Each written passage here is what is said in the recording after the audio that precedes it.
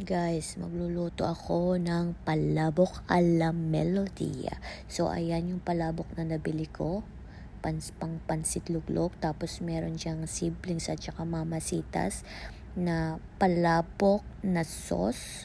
Oriental mix. So, ayan yung onion spring, mamasitas na aswete. Tapos, may hipon ako dyan, guys. Tapos, ayan, wala akong chicharon. So, ang may nakita akong chichirya, vegetarian chicharon. Yun na lang yung ano. Tapos, may tokwa, may maji, tapos may itlog. So, ayan yung mga gagamitin ko. So, ayan, pinirito ko na yung tokwa dyan.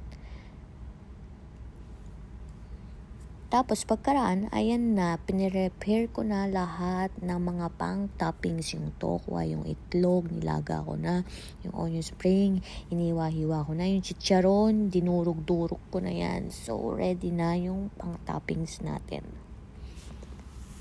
Guys, yung chicharon na yan, yung sa oishi, yung cracklings. Tapos, pinakulaan ko na yung pansit luglog na noodles, guys, with maji yan cubes. Balik tayo sa topping. So, ayan yung shrimp na nilaga ko.